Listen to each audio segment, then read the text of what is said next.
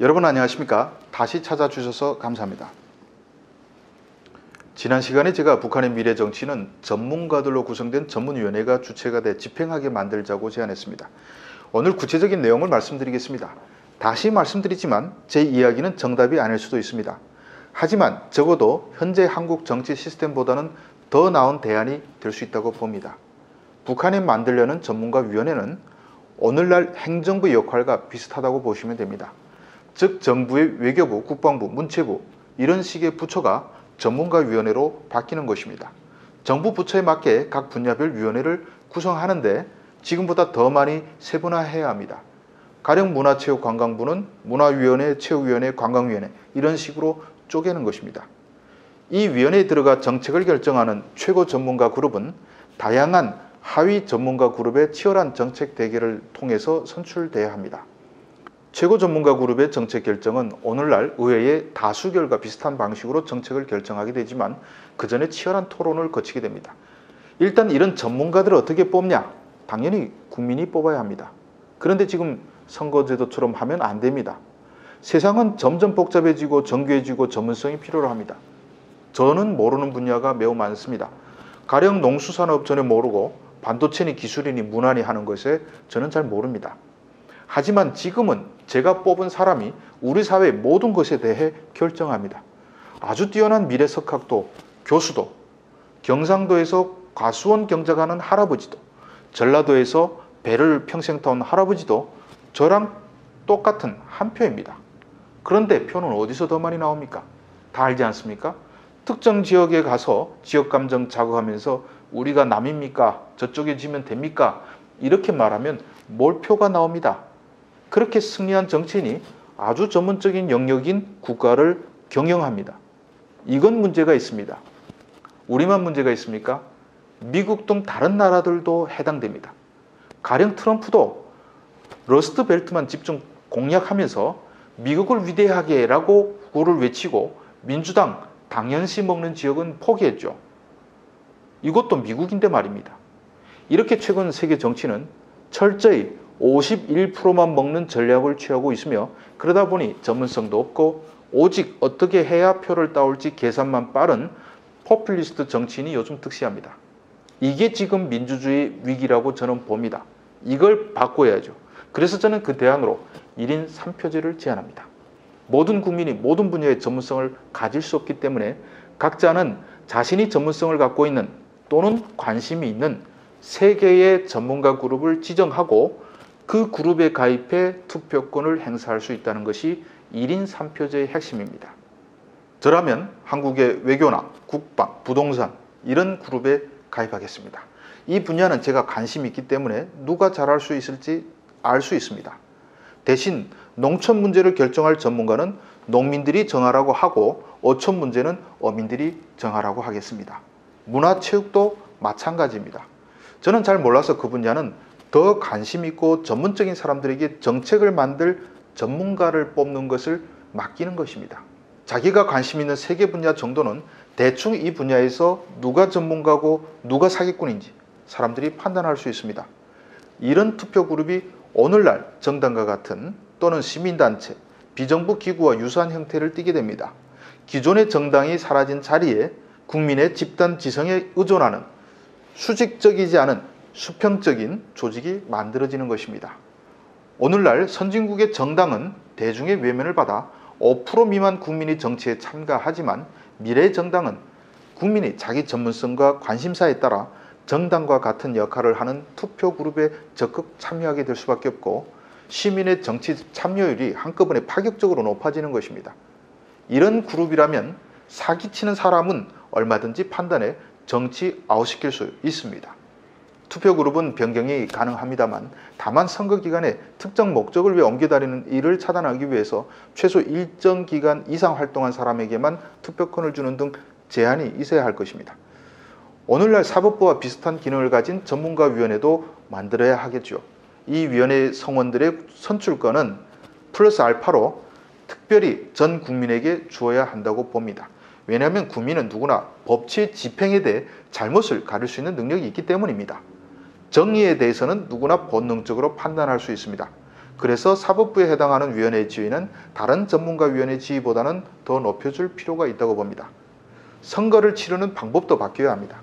미래 선거는 유비쿼터스 환경이 발달한 가운데 치러지기 때문에 국민들은 오늘날 스마트폰과 같은 기기를 통해서 어디서나 선거할 수 있고 바로 결과를 알 수 있게 될 수 있습니다. 이렇게 되면 선거운동 방식도 바뀌고 투표율도 비약적으로 높아지고 지금보다 비교할 수 없이 대중의 정치 참여가 활발해지는 결과를 만들 수 있습니다. 제 구상을 종합하면 국민이 갖고 있는 선거권은 사법위원회와 3개의 전문가위원회에 대해서 행사할 수 있다 이겁니다.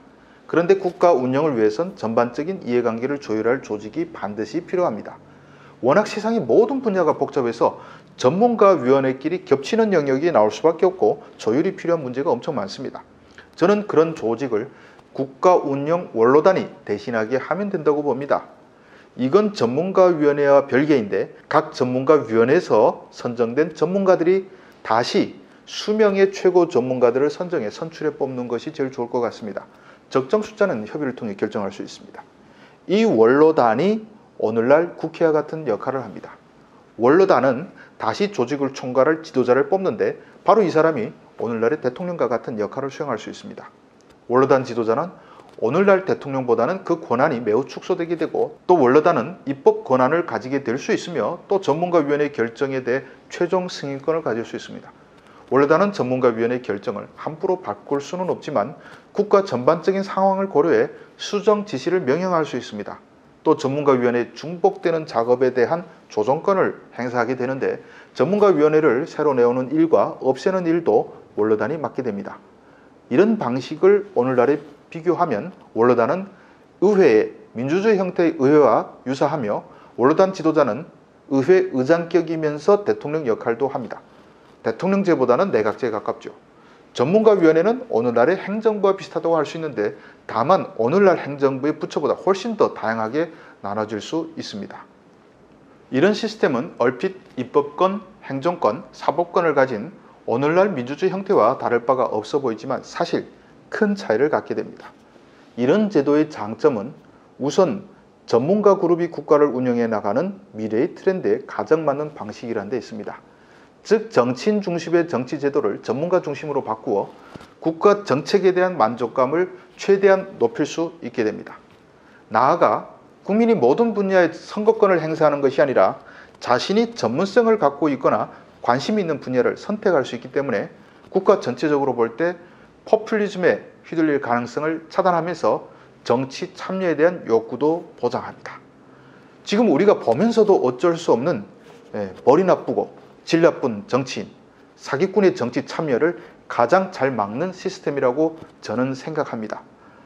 오늘날 선거제도는 전문성이 없는 정치인이 선거 때마다 지키지도 못할 공약을 남발하고 당선 뒤엔 그 공약을 집행하지 않아도 견제가 되지 않습니다. 또 그 정치인을 찍지 않은 국민이 과반수라고 하더라도 선거에 나선 사람 중에서 가장 많이 투표를 받으면 당선이 되는 독식 구조입니다. 이런 구조는 민의를 정확히 반영하기도 어렵고 또 정치인이 일단 당선이 된 뒤 국민의 목소리보단 당파 이익에 더 충실하는 상황이와도 지정된 임기 동안엔 견제할 수 없는 것입니다. 한국의 경우 특정 지역구에서 선거에 나서는 사람들은 자신이 국가의 미래를 결정할 수 있는 능력이 있음을 증명하는 것이 아니라 인기 투표에서 상대방을 꺾으면 승리하는 구조입니다. 국회에 무슨 위원회가 많긴 하지만 위원회마다 해당 분야의 전문성과는 거리가 먼 사람들이 다수 앉아 법을 발의하고 있는 상황입니다. 그마저도 발의된 법은 실효성을 따지기에 앞서 당파 간 싸움으로 변질돼 거래를 거쳐 통과되거나 부결됩니다. 그래서 저는 전문성이 없는 정치인은 아예 당선이 불가능한 구조를 만들자는 것입니다.